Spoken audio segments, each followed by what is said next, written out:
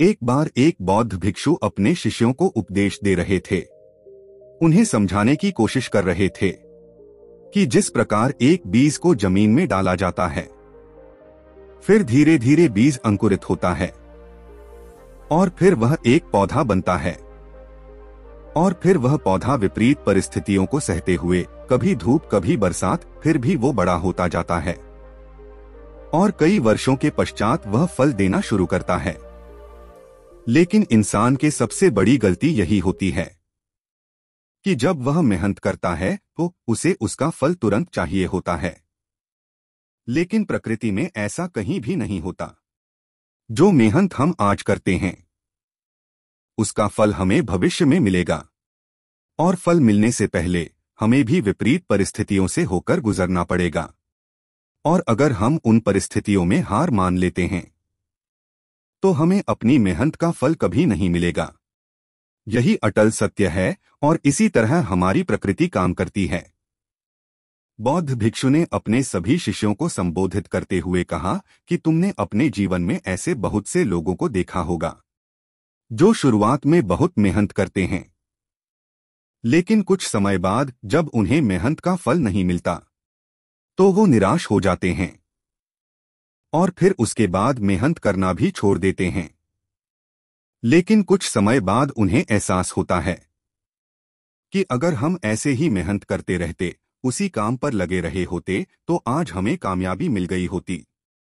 क्योंकि जब वो अपने आसपास के लोगों को उसी काम में कामयाब होता देखता है तो उसे एहसास होता है, मुझे उसी काम में लगा हुआ रहना चाहिए था, उसी लक्ष्य पर केंद्रित रहना चाहिए था, तो शायद मुझे भी कामयाबी मिल गई होती। लेकिन उस समय पश्चाताप के अलावा उसके पास और कोई रास्ता नहीं होता। ना तो वो दोबारा पीछे पलटकर समय को बदल सकता है और ना ही भविष्य में उसी काम को दोबारा शुरू करने की हिम्मत जुटा पाता है।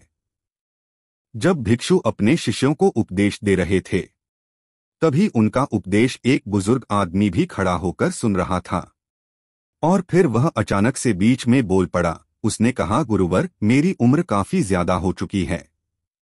पूरी उम्र का अनुभव है मेरे पास, और मैंने अपने जीवन में ये भी पाया है कि बहुत से लोग पूरी मेहनत करते हैं, कभी हार नहीं मानते, लेकिन उसके बावजूद उन्हें सफलता नहीं मिलती। मैं खुद इसका बहुत बड़ा उदाहरण हूं। मैंने अपना पूरा जीवन एक ही लक्ष्य पर केंद्रित रखा, लेकिन उसका फल मुझे आज तक नहीं मिला। तो मैं कैसे मान लूं कि जो आप कह रहे हैं वो सही है? आप इन शिष्यों को गलत दिशा पर ले जा रहे हैं। उन्हें सही दिशा दिखाइए, उन्हें भ्रमित मत करिए, वरना आपको बहुत बड़ा पाप लगेगा।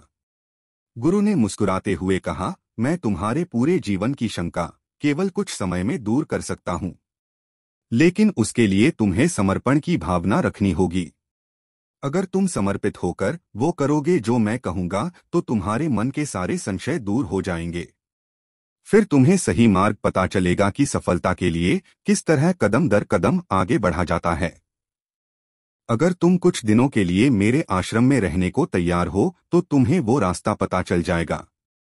तुम्हारे मन के संशय दूर हो जाएंगे। वो बुजुर्ग तो अपनी जिंदगी से हार ही चुके थे, क्योंकि लाख कोशिश करने पर भी उन्हें अपने लक्ष्य में सफलता नहीं मिली थी। इसीलिए वो आश्रम में रहने को तैयार हो गए। लेकिन एक शर्त पर उन्होंने उस गुरु से कहा कि गुरुवर, अगर मेरी बात गलत साबित होती है तो इन शिष्यों को एक बहुत बड़ी सीख मिलेगी जो मुझे पूरी जिंदगी में नहीं मिल पाई। लेकिन अगर आप गलत साबित होते हैं तो आपको ये गुरु की पदवी छोड़कर यहाँ से चले जाना होगा, क्योंकि आप इस तरह शिष्यों को भ्रमित नहीं कर सकते। ये गलत है और ये पाप है। आपको फिर उसके बाद इस गद्दी पर कोई हक नहीं रह जाएगा। गुरु ने ये शर्त स्वीकार कर ली। अगले दिन सुबह सुबह गुरु अपने हथेली पर कुछ बीज रखकर उस बुजुर्ग व्यक्ति के पास पहुंचे। उसके सामने अपनी हथेली करते हुए गुरु ने कहा कि तुम इनमें से कोई भी 4 बीज चुन लो। बुजुर्ग आदमी ने बिना कुछ सोचे समझे उनमें से 4 बीज उठा लिए। इसके बाद गुरु ने उस व्यक्ति से कहा कि अब इन बीजों की जिम्मेदारी तुम्हारे ऊपर है। तुम इन बीजों को कैसे फल में परिवर्तित करते हो, ये तुम्हारे ऊपर रहा। इसके लिए तुम आश्रम का कोई भी हिस्सा चुन सकते हो और किसी भी प्रकार की सहायता की जरूरत पड़े तो सीधा मेरे पास आ सकते हो। बुजुर्ग आदमी ने आश्रम का वह हिस्सा चुना जहां पर बहुत से पौधे नहीं थे, जो जमीन खाली थी और जहां पर सिर्फ घास उगी हुई थी। उसने थोड़ी थोड़ी दूरी पर कुछ मिट्टी हटाकर वो बीज वहां पर डाल दिए। नियमित रूप से उन बीजों की देखभाल करने लगा। वह समय से उनमें पानी देता, किसी भी पशु या पक्षी को उसके पास आने भी नहीं देता। कुछ समय बाद उन बीजों में से पौधे निकलने लगे, लेकिन पौधे सिर्फ 3 बीजों में से निकले। एक बीज में से कोई पौधा नहीं निकला, मतलब वो बीज वही जमीन में खराब हो चुका था। धीरे धीरे बुजुर्ग आदमी ने अपनी बात सही साबित करने के लिए उन पौधों की और भी ज्यादा देखभाल शुरू कर दी। वह नियमित रूप से उनमें खाद डालता, उनमें पानी देता और पशु पक्षियों से भी उन्हें बचाकर रखता। लेकिन इसके बावजूद उनमें से सिर्फ एक पौधा ही पनप पाया। बाकी के 2 और पौधे धूप की वजह से, बरसात की वजह से वहीं पर बर्बाद हो गई। आखिरकार बुजुर्ग आदमी को एक पौधे में सफलता मिली और आखिरकार उसने पाया कि उस पौधे पर फल भी आने लगे थे। ये देखकर बुजुर्ग आदमी को बड़ी प्रसन्नता हुई। वो जल्दी से उस गुरु को बुलाकर ले आए, उन्हें दिखाने के लिए कि जो पौधा उन्होंने लगाया था उसमें अब फल आने लगे हैं।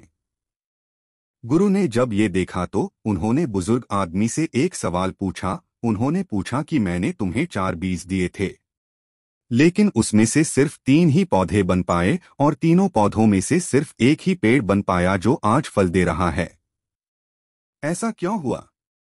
बुजुर्ग व्यक्ति ने कहा कि गुरुवर, ऐसा ही होता है।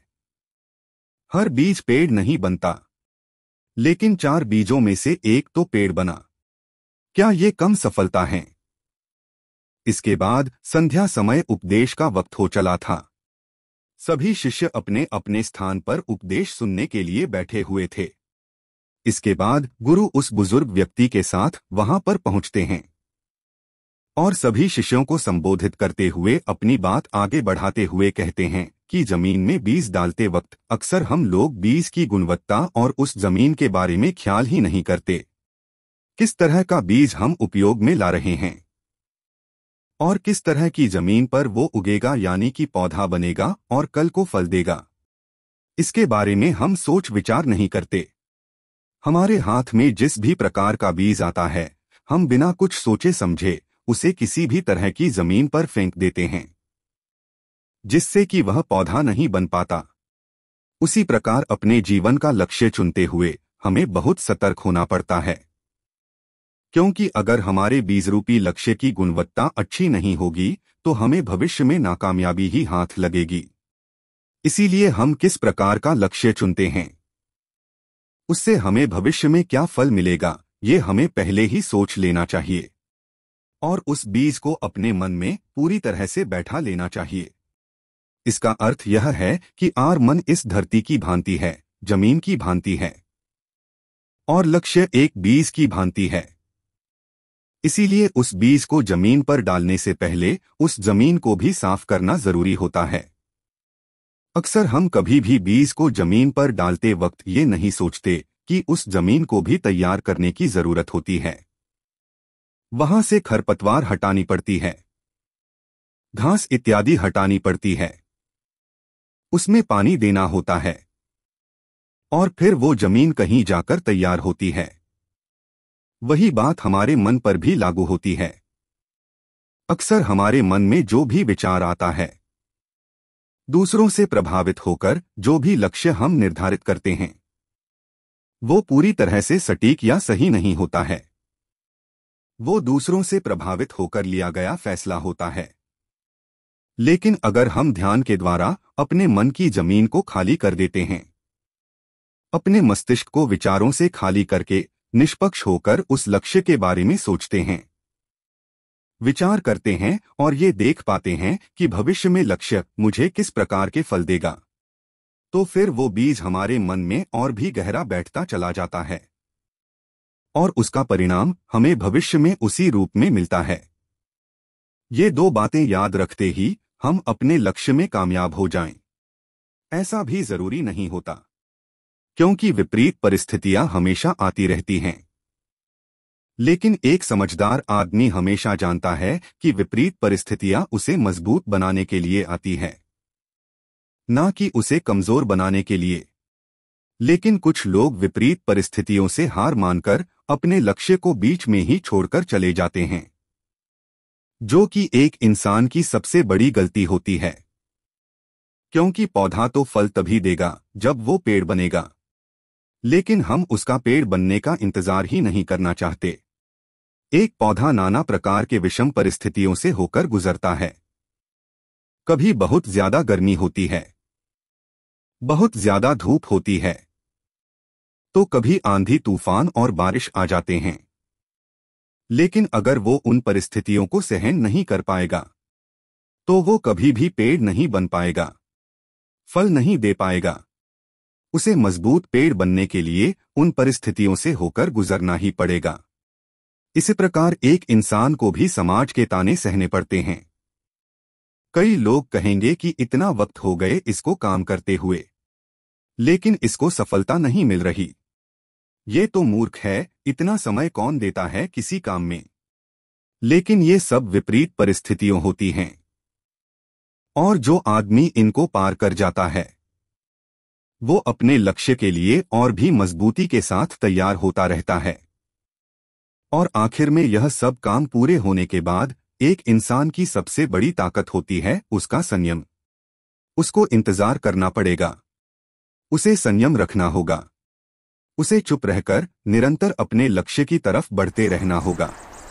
और एक दिन ऐसा भी आएगा जब वह पौधा पेड़ बन जाएगा, और वो पेड़ बहुत ही मीठे फल देगा।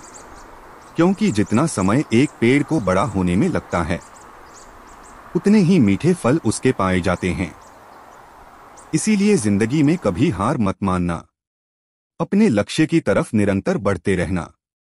अपनी बात खत्म करते हुए गुरु ने बुजुर्ग आदमी से पूछा कि अगर आपके मन में अभी कोई संशय है कि आप जीवन में क्यों सफलता हासिल नहीं कर पाए, तो आप पूछ सकते हैं।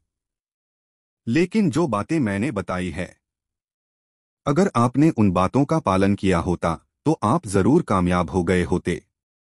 बुजुर्ग आदमी ने हाथ जोड़कर गुरुवर को कहा कि हे गुरुवर, ये शिष्य बहुत ही किस्मत वाले हैं कि इन्हें आप जैसा मार्गदर्शक मिला। काश मुझे भी अपनी जवानी में ऐसा ही मार्गदर्शन करने वाला कोई गुरु मिला होता, तो मैं भी अपने जीवन में कामयाब हो सकता था। लेकिन देरी से आए दुरुस्त आए। कम से कम आज तो मुझे पता चला कि मुझसे क्या गलतियां हुई थी और क्या कमियां रह गई थी।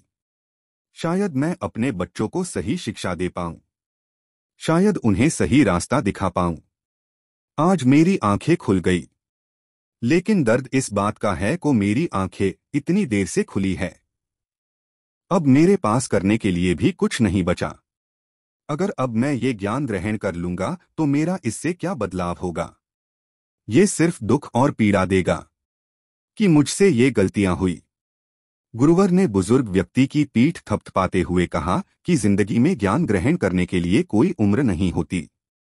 तुम्हें लग रहा है कि तुम्हारा समय बीत चुका है, लेकिन जरा ये सोचो कि जाने से पहले यानी कि मरने से पहले तुम्हें एक असीम सत्य के बारे में पता चला, एक ज्ञान के बारे में पता चला, अपनी गलतियों के बारे में पता चला। कितने ही लोग होते हैं दुनिया में कि ये जाने बिना ही चले जाते हैं कि उनसे जीवन में क्या क्या गलतियां हुई है। तुम तो किस्मत वाले हो, तुम्हें तो पता चल गया है। तुम आने वाली पीढ़ियों को सही रास्ता दिखा सकते हो, और सही रास्ता दिखाने से ज्यादा बड़ा काम या ज्यादा बड़ा लक्ष्य इस दुनिया में कोई नहीं हो सकता। अगर कोई लक्ष्य हम सिर्फ अपने लिए निर्धारित करते हैं, तो उससे सिर्फ हमारा भला होता है। लेकिन जब हम दूसरों का मार्गदर्शन करते हैं, तो उससे पूरी कायनात का भला होता है, तो पूरी दुनिया उससे प्रेरित होती है। इसीलिए निराश मत होना, जीवन के प्रति सकारात्मकता हमेशा बनाए रखना। गुरुवर ने अपना उपदेश खत्म करते हुए कहा कि हम कल से एक लक्ष्य पर काम करना शुरू करेंगे। उस लक्ष्य को अपने मन रूपी धरती में पूरी तरह से बोएंगे, ताकि वो भविष्य में अच्छे फल दे सके। तो दोस्तों, कैसी लगी ये कहानी कमेंट सेक्शन में जरूर बताना। अगर अच्छी लगी हो तो इस चैनल को सब्सक्राइब करके नोटिफिकेशन बेल को जरूर प्रेस कर देना, ताकि ऐसे ही ज्ञानवर्धक कहानियों की नोटिफिकेशन सीधे आपके पास पहुंचे।